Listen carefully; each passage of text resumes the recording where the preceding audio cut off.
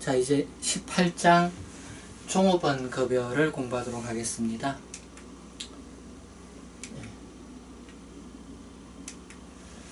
자, 종업원 급여의 개요 해가지고요. 801페이지를 보시면은, 자, 종업원한테 뭐, 급여, 퇴직금, 뭐, 자동차 보조금, 뭐, 이런 등등을 지급하는 경우가 있죠. IFRS에서는 이 종업원에 대한 급여를 이렇게 네 가지로 구분하고 있어요. 그 중에 이제, 종업원이 퇴직 후에 지급하는 거는 이제 퇴직급여라고, 뭐 퇴직일시금이다 또는 퇴직연금이다, 퇴직 후에 지급하는 게 있고요. 그 다음에 퇴직을 권유하면서 지급하는 게 있죠. 그래서 해고급여라는 게 있어요.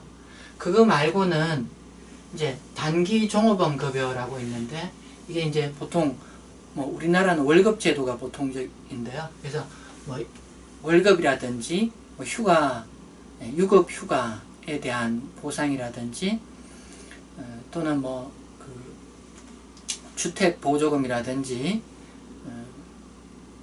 차량 보조금이라든지 이런 것들이 단기 종업원 급여 이렇게 될 거고요. 그거 말고 이제 뭐 교수님들 그 7년마다 한 번씩 가는 경우가 있는 그 안식년 휴가라는 거, 이런 것들은 기타 장기 종업원 급여 이렇게 구분이 되겠어요. 그래서 회계 기준에서는 단기 종업원 급여, 기타 장기 종업원 급여, 퇴직급여, 해고급여 이렇게 세 가지로 구분을 하고요.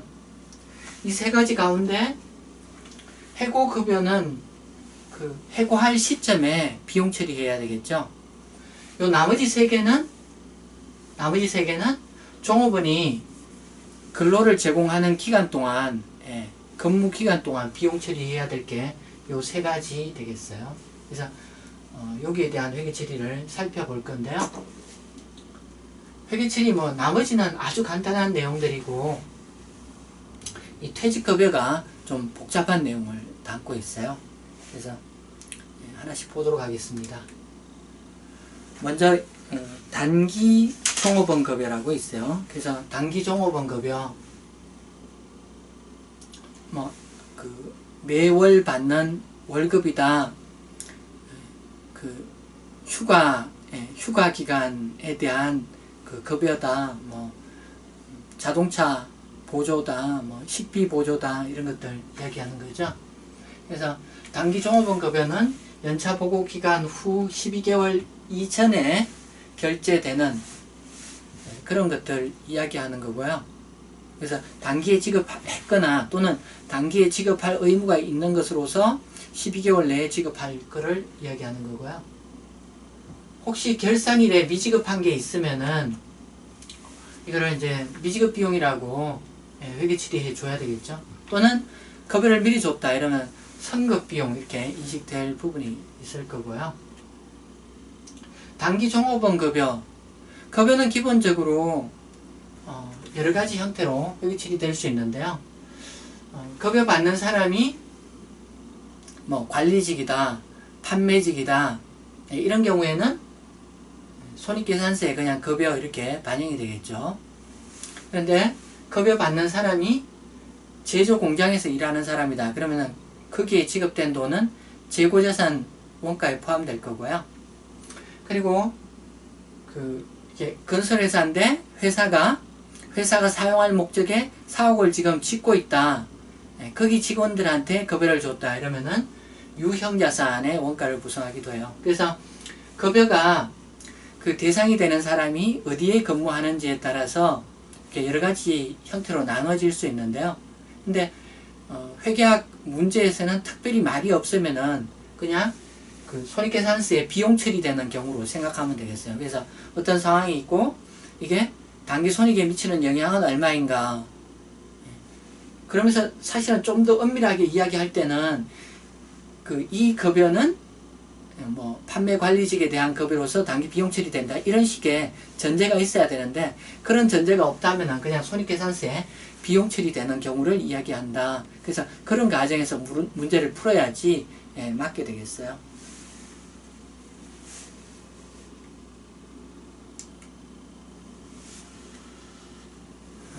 802페이지 아래쪽에 누적 유급 휴가라는 게 있어요. 거기 줄을 치도록 할게요. 누적 유급 휴가. 누적 유급 휴가는 802페이지 제일 아래줄. 누적 유급 휴가는 유급 휴가를 사용할 권리가 있으나 단기에 사용하지 아니하면 이월되어 차기 이후에 사용할 수 있는 유급 휴가이다. 그래서 누적 유급 휴가. 누적 유급 휴가. 무엇이 누적이냐? 휴가가 누적된다는 거예요. 올해에 사용하지 않으면은 다음 해 2월에서 사용할 수 있는 게 누적 유급 휴가예요. 그와 달리 비누적 유급 휴가라고 있어요. 비누적 유급 휴가는 올해 사용하지 않으면은 그것으로서 끝이에요. 그래서 2월 되느냐, 2월 되지 않느냐. 그래서 누적 유급 휴가는 단기에 미사용하면 차기에 사용 가능한 그런 유급 휴가를 이야기하고요. 그래서 차기에 사용 가능하다라고 하면은 단기 휴가는, 단기 누적 유급 휴가는 단기에 그 근무에 대한 대가로서 권리를 획득한다고 보기 때문에요. 차기로 2월 되더라도 그 비용을 차기에 비용 처리하느냐? 그게 아니고, 그 권리를 획득하는 단기에 그것을 비용 처리해 줘야 돼요. 비누적 유급 휴가는 단기에 미사용하면 그 차기에는 소멸되기 때문에 단기에 사용한 부분만 단기에 비용 처리하면 되는 거죠. 그래서 여기 뭐 간단한 예시를 들고 있어요. 예를 들면은 1년 근무하면은 15일 휴가를 받게 된다. 1년 근무하면 15일 휴가를 받게 된다. 라고 가정하는 경우에 우리나라는 뭐 휴가가 기본적으로 유급 휴가죠. 무급 휴가 아니죠. 그 휴가 기간에도 그냥 일한 거하고 똑같이 급여가 나오는 유급 휴가 제도죠. 그래서 1년 근무하면은 유급 휴가 15일이다. 이렇게 가정을 하고요. 근데 원래 15일 그 휴가, 유급 휴가의 권리를 가지는 사람이 7일만 사용했다. 아직 8일은 사용하지 않았다. 그런데 지금 12월 31일 결산일이 됐다. 이럴 경우 어떻게 회계 처리할 것이냐. 이 사용하지 않은 8일이 다음에 사용 가능한 누적 유급 휴가에 해당하는 경우에는요.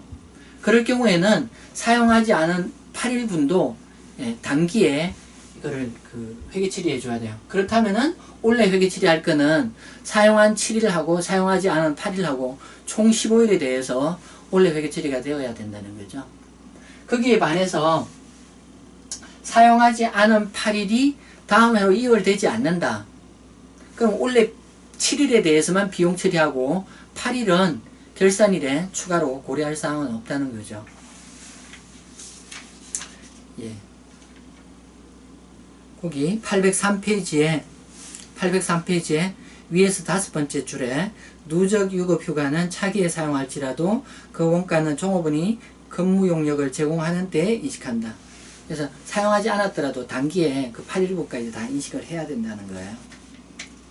그리고 그 803페이지 제일 아래 비누적 유급 휴가는 실제로 사용되는 때에 그 원가를 인식한다. 그래서 단기에 7일 사용하면은 7일에 해당하는 게 급여에 반영되었어야 되겠죠. 8일분은 생각할 필요가 없는 거죠. 804페이지에 케이스가 있습니다. 케이스 1, 단기 유급 휴가. 이 문제가 좀 상당히 길어요. 문제가 상당히 길고 어떻게 생각하면 좀 복잡할 수 있는데요. 자, 케이스 1 읽어볼게요. 유급 병가에 대한 사항이다. 그래서 앞에서 이제 유급 휴가 이야기했는데 유급 병가, 뭐 휴가나 병가나 뭐 똑같이 생각하면 될 것 같고요. 그래서 근무 중인 100명의 종업원은 1년에 5일의 근무일수에 해당하는 유급 병가를 사용할 수 있는데 미사용 유급 병가는 다음 1년 동안 이월하여 사용할 수 있다. 자, 5일의 유급 병가가 있는데 이게 원래 사용하지 않은 일수가 다음에 이월된다. 이거 어떤 유급 휴가예요? 누적 유급 휴가 이렇게 이야기하는 거죠. 누적 유급 휴가. 사기로 이월되기 때문에 누적 유급 휴가. 그러면 원래 그 5일의 누적 유급 휴가 가운데 병가지만은 정확히 똑같은 이야기니까 5일 휴가 가운데 1일만 사용했다. 그러면 내년에는 최장 며칠 사용할 수 있나요? 내년에는 내년분 5일하고 단기에서 2월된 거 4일하고 총 9일을 사용할 수 있는 거죠. 자, 계속해서 보면은 유급병가는 당해 연도에 부여된 권리가 먼저 사용된 후 직전 연도에서 2월된 권리가 사용되는 것으로 본다. 예, 그래서 가령 이제 내년도에 어떤 사람이 그 5일 유급병가를 사용했다. 그러면은 그 내년도에 부여받은 5일을 사용한 것으로 본다. 이런 의미가 되고요. 만약 어떤 사람이 그 올해에서 4일 사용하지 않아서 내년도로 넘어간 게 4일 있다. 근데 내년도에 그 사람이 6일을 사용한다. 이러면은 내년도에 획득하는 5일을 사용하고 나머지 1일은 올해에서 넘어간 것을 사용한 것. 이런 방법으로 산정한다는 거예요. 그래서 이걸 후입선출법이다. 이렇게 지금 갈로 속에 이야기하고 있죠. 그래서 최근에 획득된 것을 먼저 사용하고 추가로 사용할 게 있으면은 과거에서 이월된 것을 거기 반영한다. 그런 이야기죠. 자, 2000X1년 12월 31일 현재 미사용 유급병가는 종업원당 평균 2일인데 X2년 중 종업원이 사용할 지금 X1년에 대한 이야기가 아니고 X1년은 그 평균 미사용 일수가 2일이다 이렇게 돼 있고 X2년 중에 종업원이 사용할 유급병가 일수에 대한 추정은 다음과 같다. X2년에 대한 추정을 하고 있는데요. 그 내용을 보면은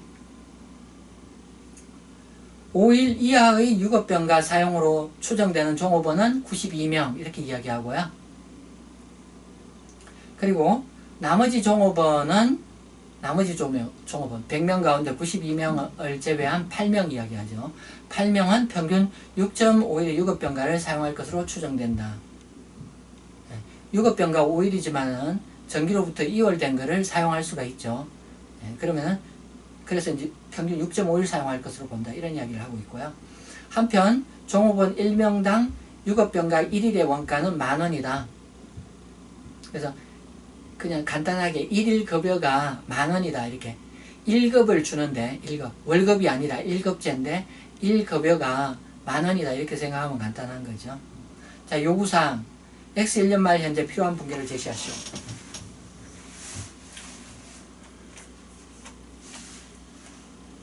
자, X1년 말 필요한 분계를 해라. X1년 말 현재 종업원 100명인데 유급병가를 평균 2일 사용하지 못했다고 이야기하고요. 그리고 내년도 유급병가 사용이 어떻게 될 것이냐, 과거 통계치를 가지고 추정해 보니까 100명 가운데 92일은 5일 이하를 사용할 것으로 봐요. 그럼 여기 그 92명에 대한 5일 또는 그 미만의 그 유급병가, 이거는 어느 시점에 비용으로 처리돼야 되나요? 그 후입선출법이기 때문에 X2년에 획득된 것을 먼저 사용하는 것으로 본다. 그렇게 보면은 이게 X2년 비용으로 처리돼야 되죠. 거기에 반해서 나머지 8명은 6.5일을 사용할 것으로 본다. 그럼 이 6.5일이라는 것은 이렇게 두 개로 나눠지겠네요. 5일은 X2년분 사용으로 간주해야 되겠죠. 그래서 X2년 급여 처리돼야 된다. 이런 이야기를 할 수 있을 거고요. 나머지 1.5일은 어때요? 나머지 1.5일도 X2년 비용으로 봐야 되나요? 그게 아니라 X1년에서 2월된 게 누적돼서 2월된 게 X2년에 사용된다고 봐야 되는 거죠. 그래서 1.5일은 X1년 비용으로 봐야 될 것이다. 그럼 회계처리 어떻게 해줘야 돼요? 회계처리 어떻게 해줘야 되나요? X 1년 기말에 어떤 회계처리가 필요하나요? 네. X 1년 기말에 저 사용되지 않아서 차기에 이월돼서 사용할 부분, 차기 사용이라고 예상하는 부분을 급여와 미지급 비용에 반영해 줘야 되겠죠. 네. 반영할 금액은 8명에 대해서 1.5일, 1일당 원가는 10,000원이라고 이야기하니까 8명 곱하기 1.5일 곱하기 10,000원 이렇게 하면은 120,000원이 되나요? 네, 120,000원을 네, 급여와 미지급 비용 이렇게 인식해 줘야 되겠죠. 여기 이제 한 가지 유의할 거는 X 1년 기말 현재 유급병가 평균 미사용일이 100명에 대해서 2일이다. 그럼 2일 차기로 2월 되니까 2일 100명 곱하기 10,000원 이런 식으로 이렇게 계산하면 되지 않고요. 실제 사용할 부분을 기준으로 계산한다는 거예요. 그래서 실제 사용 예상은 8명에 대해서 1.5일이 여기서 건너간 게 사용된다. 그래서 그거를 급여하고 미지급 비용으로 인식해야 된다. 네, 그런 이야기죠. 그래서 그 점에 유의해야 되겠고요. 자, 이제 이익분배 제도, 상여금 제도 그런 게 있어요.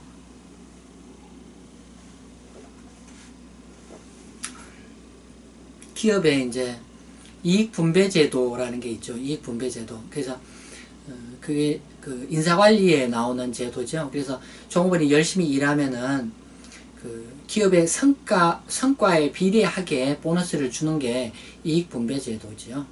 그래서 이익을 많이 내면은 성과를 많이 주겠다. 그런 제도죠. 그래서 이익분배제도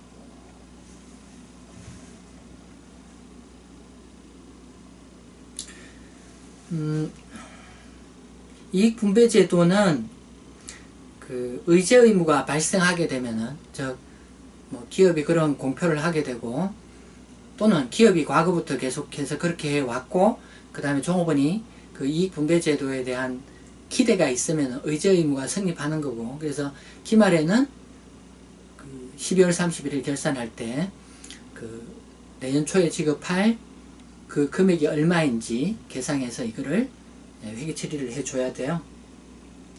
그런데 하나 주의할 게 어떤 거냐 하면은 이게 이제 종업원한테 이익 분배를 해준다. 앞에서 우리가 자본을 배울 때 이익 분배를 해주면은 이익잉여금 처분을 하죠. 이익잉여금 감소하고 순자산 유출 이렇게 회계 처리하죠.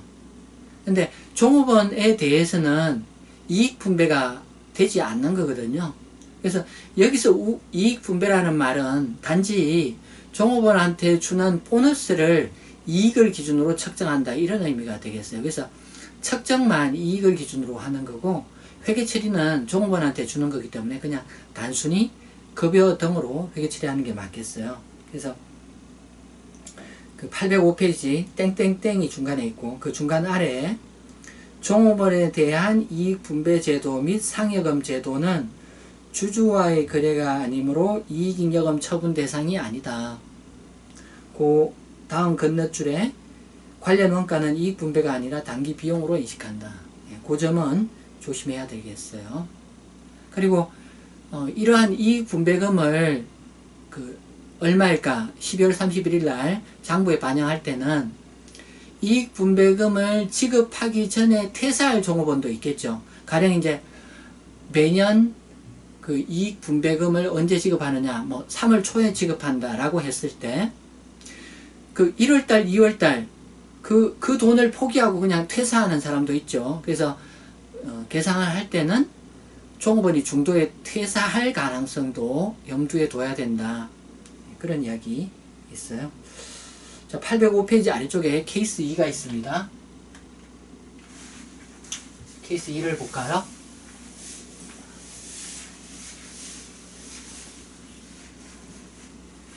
케이스 1을 보면은 L유통은 회계연도 당기순이익의 일정 부분을 해당 회계연도에 근무한 종업원에게 지급하는 이익분배 제도를 두고 있다. 그래서 이익분배 제도라는 게 거듭 이야기하지만은 이익을 기준으로 측정을 하는 거고, 이게 단기 비용 처리되는 거다. 이익잉여금 처분은 아니다. 이 점에 조심해야 되겠고요. X1년에 퇴사자가 없다고 가정하여 이익분배금 총액은 당기순이익의 3%가 될 것이지만 일부 종업원이 퇴사함에 따라 실제로 지급될 이익분배금 총액은 당기순이익의 2.5%가 될 것으로 예상한다.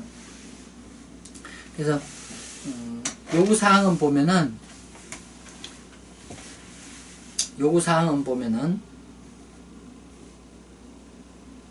X1년도 당기순이익이 2천만원인 경우에 이익분배제도와 관련하여 12월 31일에 필요한 분개를 하시오. 그래서 퇴사할 것을 고려하면은 당기순이익의 2.5% 산정하면 되겠다, 이런 단순한 이야기를 하고 있어요. 그러면은 이 당기순이익 2천만원 곱하기 그냥 총액으로 계산하면 3%가 되겠지만은 퇴사할 사람까지 고려하면 2.5%라고 해요. 그래서 두 개를 곱한 거를 여기 결산일에 종업원급여 미지급 비용 이렇게 산정해 주면 되겠어요. 얼마인가요? 50만원이 되네. 50만원을 종업원급여하고 미지급 비용 이렇게 반영해 주면 되겠다는 거죠.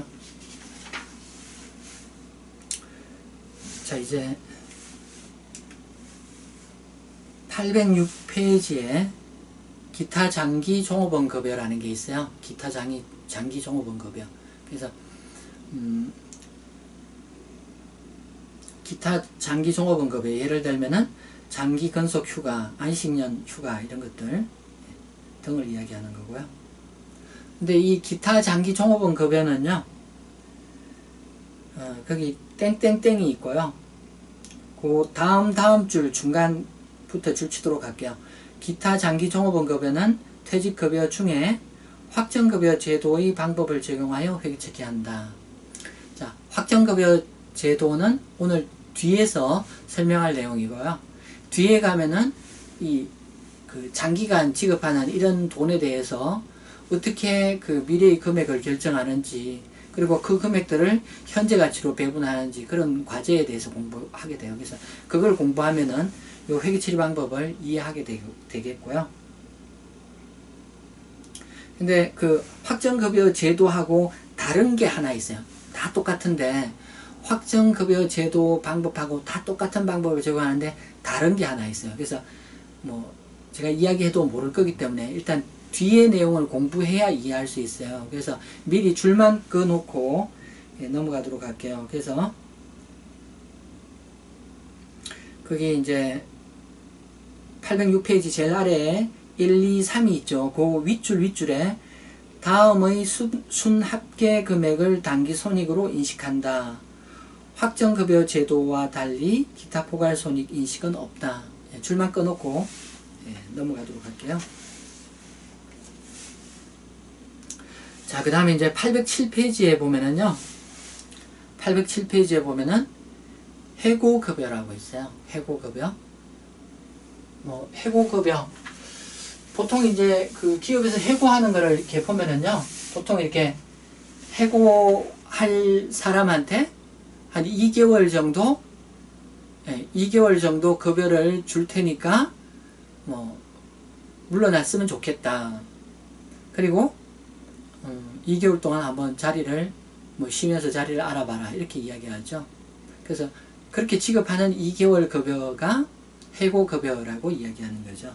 그래서 807페이지 첫 번째 줄에 해고급여는 종업원의 근무가 아니라 해고를 사유로 지급하는 임금이다. 그 다음 줄에 종업원을 해고하는 기업의 결정에 따라 발생하며 종업원의 미래 근무 용역 제공을 조건으로 하지 않는다. 그래서 이런 특징 때문에 해고급여는 해고 시점에만 비용 처리해요. 근무 기간에는 회계 처리하지 않고요. 앞에서 이야기한 단기 종업원 급여, 기타 장기 종업원 급여, 그 다음에 퇴직급여 이 세 개는 종업원 근무 기간 동안 비용 처리해요. 그러나 해고급여는 종업원을 불러가지고 그 해고를 통지하면서 그러면서 주는 게 해고급여예요. 그래서 그 시점에 해고하는 그 시점에 비용 처리된다는 그런 특징이 있어요. 자, 807페이지 거기 아래쪽에 땡땡 두 개 있죠. 그래서 거기 보면은 해고급여에 대한 부채와 비용 인식은 다음 중 이런 날에 한다 이렇게 돼 있어요. 이게 앞에 우리 그 구조조정 충당부채라는 거 공부했었죠. 충당부채 공부하면서 구조조정 충당부채 공부했었는데 그거 언제 인식하느냐? 그거 그 기업이 그 구조조정에 대한 구체적인 계획을 세우고 그리고 관련 당사자들한테 통지를 하는 그때 구조조정 관련 비용과 충당부채를 인식하죠. 그거하고 똑같은 이야기야. 그거하고 여기 해고급여 인식 시점이 똑같은 거예요. 그렇게 되고요. 자, 이제 그 808페이지를 보시면요. 케이스 3이 있어요. 해고급여라고. 자, 케이스 3을 보면은요. W 상사는 10개월 후 시점에 한 공장을 폐쇄하고 공장에 남아있는 모든 종업원을 해고할 계획이다. 그런데 W 상사는 일부 계약을 마무리하기 위하여 그 공장을 폐쇄 시점까지 가동할 필요가 있기 때문에 다음과 같은 해고 계획을 발표한다. 지금 퇴사하는 종업원은 10,000원을 지급받을 것이다. 그리고 공장의 폐쇄 시점까지 남아서 근무 용역을 제공하는 종업원은 해고일에 30,000원을 지급받을 것이다. 공장에는 120명의 종업원이 있다.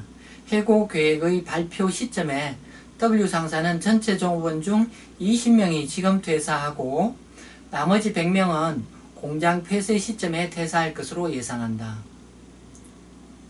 W 상사가 해고급여로 인식할 시기와 금액, 단기 종업원 급여로 인식할 시기와 금액,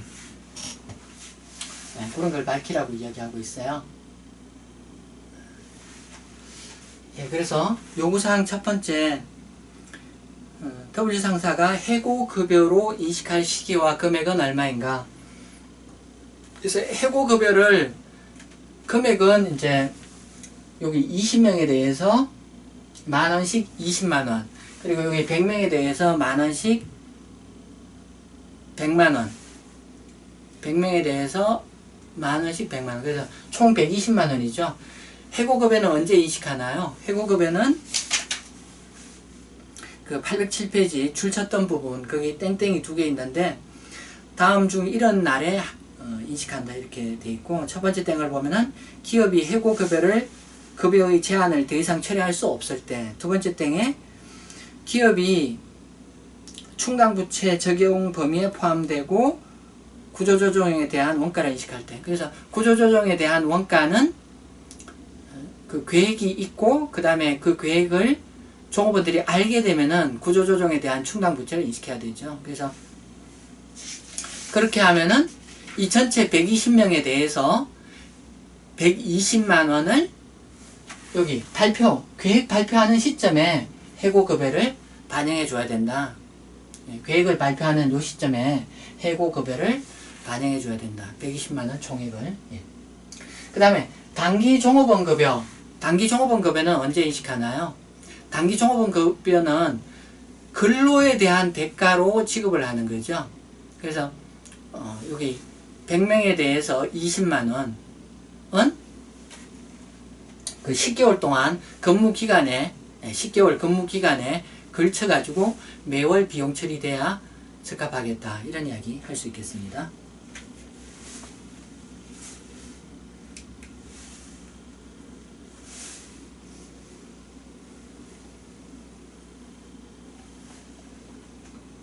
자, 이제 809페이지에 보면은요, 809페이지에 보면은 퇴직급여라고 있어요. 퇴직급여. 퇴직금 뭐 그런 용어가 좀 익숙할지 모르겠네요. 퇴직금이라고. 그래서 과거에는 이제 일반 기업체 직원들 보면은 그 퇴직금 일시금으로 받는 그런 경우가 많이 있죠. 뭐 어떤 기업에 뭐 30년 근무했다, 뭐 20년 근무했다, 그리고 퇴사한다 라고 하면은 그 시점에 퇴직금을 퇴사하는 시점에 퇴직 일시금으로 받는 경우가 많이 있었죠. 근데 우리나라 제도가 점점 그 일시금 제도를 연금 방식으로 바꾸고 있죠. 그래서 퇴사 시점부터 죽을 때까지 연금 방식으로 받는 그런 제도로 지금 제도가 바뀌고 있어요. 지금 완전히 바뀐 건 아니고 바뀌고 있는 중인데요. 그 809페이지에는 보면은 뭐 퇴직급여로 퇴직금이라는 것도 있고, 그 다음에 퇴직 후 생명보험이나 퇴직 후 의료급여 이런 게 있는데, 뭐 이런 부분은 한국에는 지금 뭐 없는 제도인 것 같고요. 한국은 그냥 퇴직연금 또는 퇴직일시금 이렇게 받고 있죠. 퇴직급여는 어떻게 결정하느냐? 퇴직급여는 그 기업하고 거기에 근무하는 종업원의 협약이에요.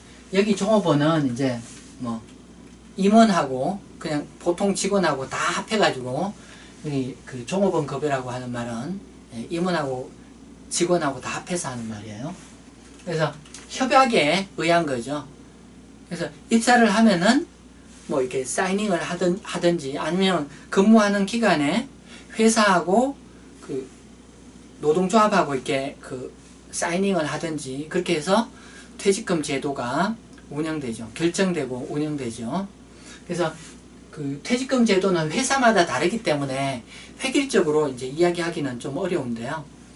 일단 그 퇴직급여 금액, 예를 들면은 퇴직금 일시금이라고 했을 때 어떻게 지급하느냐. 예를 들면은 그 퇴직 시점 연봉의 12분의 1 곱하기 근속연수, 요렇게 계산하는 기업이 좀 많죠. 요게 이제 근로기준법에서 지급하도록 명시되어 있는 최소한의 금액이기 때문에 요렇게 계산하고 있는 기업이 많은데요.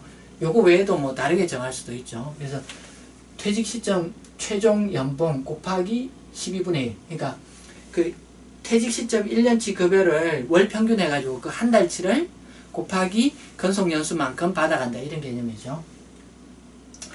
그 다음에 이 급여를 수령하는 방식이 일시금으로 받아가느냐 또는 사망할 때까지 연금 방식으로 받아가느냐, 회사마다 이제 다르고요.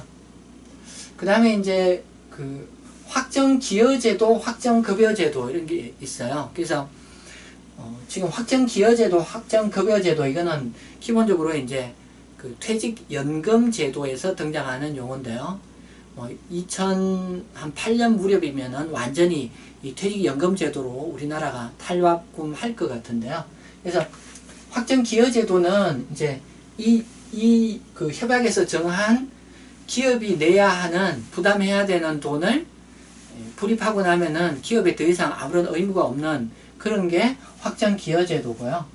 확정급여제도는 또 뭐 그 종업원이 받아야 될 금액이 정해져 있고, 그게 그 변동함에 따라서 기업이 더 내거나 덜 낼 그런 의무가 발생할 수도 있는 게 확정급여제도다, 이렇게 이야기할 수 있어요. 그리고 우리나라에는 보통 이제 퇴직급여만을 대상으로 하고요. 그래서 기업마다 이 퇴직금 제도는 다 다른데요. 그래서 이제 그 종업원이 나중에 퇴직금 또는 퇴직연금을 받아가는데, 퇴직금 또는 퇴직연금을 퇴직하고 나서 받아갈 거죠. 연금 또는 일시불을 퇴직하고 나서 받아가는데, 여기에 대비해 가지고 미리 근무기간에 기업이 이거를 대비하게 되죠. 그래서 기업이 여기에 대비하게 되는데요. 왜 근무기간에 이거를 반영해야 되나요? 그게 가령 종업원이 20년 근무를 했다라고 하면 20년 동안 종업원이 생산에 기여를 한 거죠. 이익 창출에 기여를 한 거죠. 그러니까 그 20년 동안 배분해서 비용 처리하는 게 맞겠죠. 그렇지 않고 20년 퇴직할 시점에 한꺼번에 뭐 비용 처리한다? 그거는 회계적인 컨셉이 아니죠. 수익 창출에 기여한 기간 동안 비용과 부채를 인식하는 게 적절한 거죠. 그래서 기업은 종업원의 퇴직에 대비해서 퇴직급여를 지급할 의무가 있고요. 법에 따라서 의무가 있는 거죠. 법에서 근로기준법에서 퇴직금 또는 퇴직연금을 지급해라 라고 하고 있으니까 지급할 의무가 있는 거고요. 그래서 퇴직연금 방식에서는 기업이 그 지급에 대비해 가지고 금융기관에 돈을 적립하게 돼요. 금융기관에 돈을 적립하게 되는데 그거를 기업 외에 적립했다고 해서 사회적립이라고 이야기해요. 사회적립자산 이렇게 이야기해요. 그래서 우리나라의 많은 금융기관이 이렇게 기업들의 이 퇴직연금을 취급해요. 그래서 뭐 생명보험회사, 뭐 은행, 증권회사, 뭐 굉장히 많은 우리나라 금융기관들이 이런 그 퇴직연금을 처리해요. 그래서 뭐 가장 큰 뭐 곳으로 뭐 예를 들면 이제 뭐 삼성생명 이런 데다가 이 돈을 맡기게 되죠. 맡기게 돼요. 그래서 맡기고 그래서 그 삼성생명이 그 돈을 이렇게 운영하게 되죠. 20년간 매년 받아가지고 그 돈을 계속해서 이제 그 퇴직에 대비해서 이렇게 운영을 하는 거죠. 운영했다가 종업원이 근로를 마치고 퇴직을 하게 되면은 일시금 제도이면은 퇴직 시점에 한꺼번에 여기 삼성생명에서 지급을 하게 되고 이게 연금 방식이면은 이 종업원이 퇴직 후에 죽을 때까지 이걸 조금씩 나누어서 지급하게 되죠. 그래서 요런 제도이고요.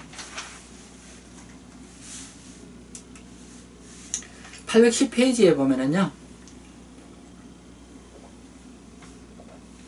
확정기여제도, 확정급여제도 이렇게 구분하고 있어요. 그래서 이제 퇴직연금제도가 두 가지로 나눠지는데요. 퇴직연금제도가 확정기여제도. 여기 기여라는 말은 어떤 말이냐 하면은 기업이 이 사회적립자산, 예를 들면 이게 삼성생명이라고 가정하면은 삼성생명에 불입하는 돈이 그 퇴직급여 제도에 의해서 고정돼 있을 때, 그래서 그 금액이 확정돼 있을 때 이거를 여기 그 기업이 그 삼성생명에 불입하는 이 돈을 기여금을 불입한다 이렇게 하고요. 이렇게 지급하는 것을 기여한다, 퇴직연금 제도에 기여한다 그렇게 이야기해요. 기여한다 그렇게 이야기하고요. 그래서 요 기여금이 고정되어 있기 때문에 확정 기여제도다 이렇게 이야기해요. 확정 기여제도. 확정 기여제도. 그래서 제도에 정한 산식에 따라서 지급할 금액이 확정되고요. 그 다음 종업원들이 실제로 얼마로 받게 되느냐? 그거는 이 삼성생명이 이걸 잘 운영하면은 나중에 종업원들이 많이 받게 될 거고요. 삼성생명이 그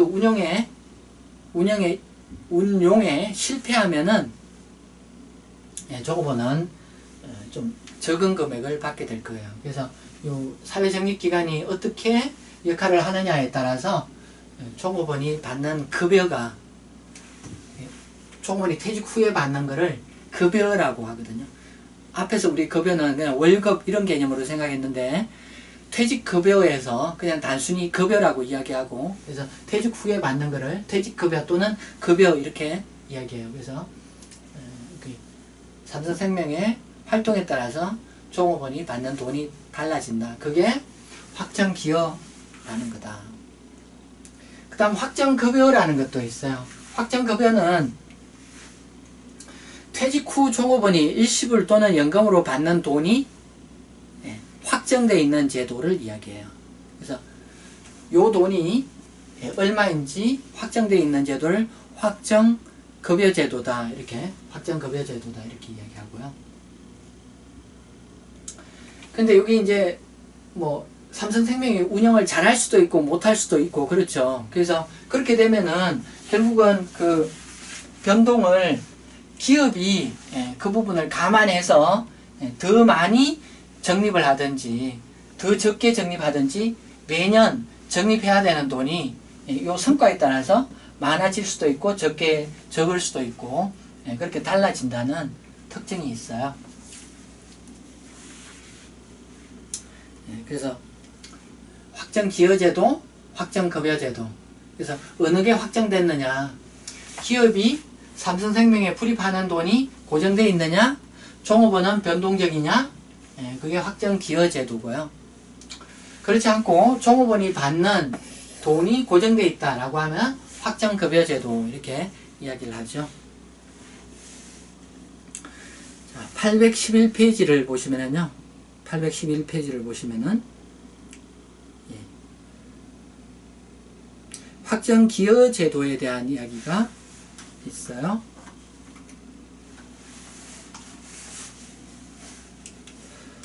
확정기여제도. 그래서 확정기여제도는 기업의 그 사회적립자산에 대한 기여가 고정되어 있는 그런 형태를 확정기여제도다 이렇게 이야기하죠. 기여금액은 퇴직급여 제도에서 주어져 있는 거고요. 기업은 기여금액을 납입하면 더 이상 어떠한 의무도 지지 않는 그런 형태가 되겠어요. 확정기여제도는 회계처리가 아주 간단해요. 그래서 예를 들면은 확정기여제도를 시행하고 있다. 회사가 X1년도에 종업원 근로와 교환하여 퇴직급여로 납부해야 하는 기여금은 50만원이며 이 중에 42만원을 현금으로 납부했다. 그래서 42만원을 납부했다라고 하면은 현금 42만원 나가고요. 근데 납부해야 되는 돈은 50만원이에요. 그러면 납부해야 되는 돈이 50만원이기 때문에 부채를 8만원씩 해야 될 거고요. 그래서 요거를 이제 퇴직급여로 이렇게 반영하는 거죠. 퇴직급여 50만원. 확정기여제도는 회계처리가 아주 간단해요. 아주 간단해요. 그래서 지불해야 되는 순자산 유출을 인식하고 그거를 비용으로 인식한다는 거죠. 회계처리가 아주 간단해요. 이후에 다시 생각하고 할 거 없어요. 종업원이 퇴사한 종업원이 퇴직금이나 퇴직 일시금 받아가는 건 어떻게 하느냐? 회사가 삼성생명에 연락하면 삼성생명이 지급을 할 거예요. 그래서 회사가 관여할 바가 아니에요. 그 퇴직자한테 지급하는 거는 회사가 관여할 바가 아니에요. 회사가 할 일은 갖다 줘야 될 돈 갖다 주고 비용 처리하고 이걸로 땡이에요. 더 이상 아무런 책임이 없고 이것으로 회사의 회계 처리 다 끝나는 거예요. 그래서 회계 처리가 굉장히 간단한 제도죠. 자, 확정기여제도 말고 확정급여제도가 있죠. 확정급여제도는 굉장히 복잡한 제도예요. 그래서 여기까지 제1절을 했고 제2절에서 이제 확정급여제도를 설명하도록 할게요.